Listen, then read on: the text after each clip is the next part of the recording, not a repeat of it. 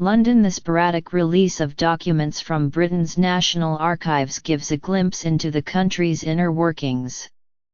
For instance, there was the revelation that Prime Minister Margaret Thatcher debated using the military to quell a miners' strike in 1984. The archives are a repository of both the historical and the mundane, storing everything from Shakespeare's will to countless government tweets. And then there are the more offbeat offerings.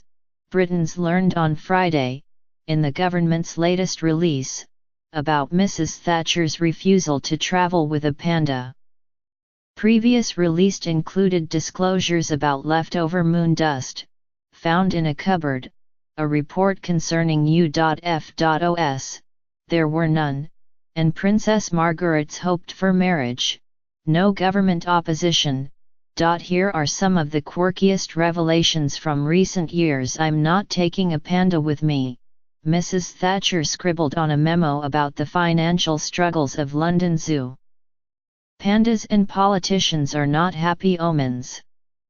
The note came after the president of the zoo, Lord Zuckerman, contacted Mrs. Thatcher through a cabinet minister with a plea for financial help. Lord Zuckerman proposed that Mrs. Thatcher take a panda in the back of her Concorde on her first visit with President Ronald Reagan. The trip would have been a chance for the Smithsonian's National Zoo in Washington to borrow London's male panda to mate with its female panda. But Mrs. Thatcher was having none of it. When America's Apollo 11 astronauts returned to Earth, they brought with them 48 pounds of rocks from the Moon's surface.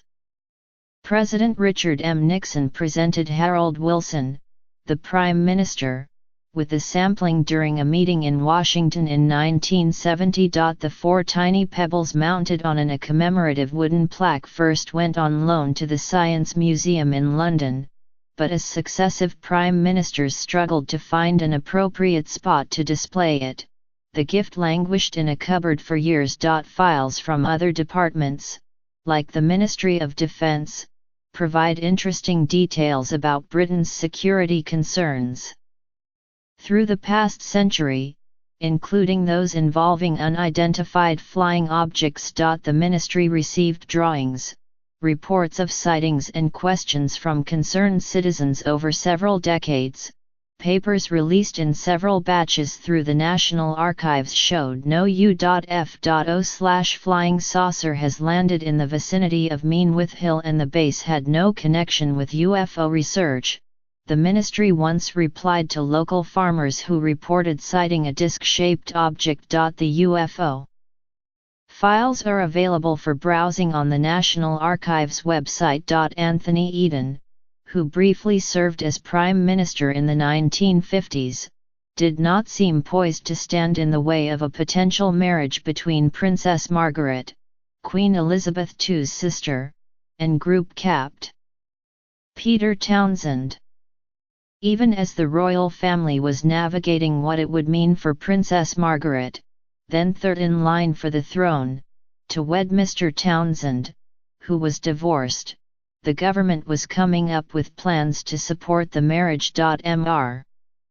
Eden's government would have allowed Princess Margaret to keep her royal title. The government was looking for ways of enabling her to marry, an official at the National Archives told the BBC after government papers were released after the death of the princess. When Prime Minister Guy Mollet of France visited Britain during the Suez Crisis in 1956, he had a surprising suggestion, according to papers from the National Archives seen by the BBC in 2007. He proposed a union between the two countries.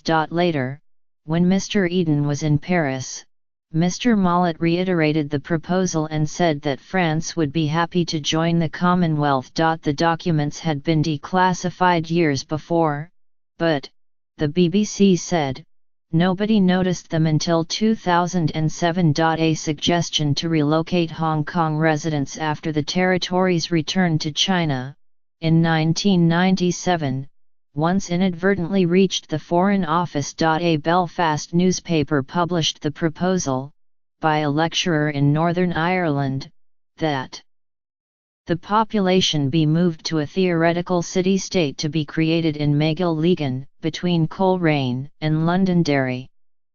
The peace provoked a flurry of correspondence between an official in Northern Ireland and one in Britain's Foreign Office. But the Foreign Office official told the BBC it had been nothing more than a joke between colleagues. Sadly, it's impossible to make jokes like this anymore, the official, by then retired, told the BBC when the correspondence was revealed. The diplomatic service has lost its sense of humour.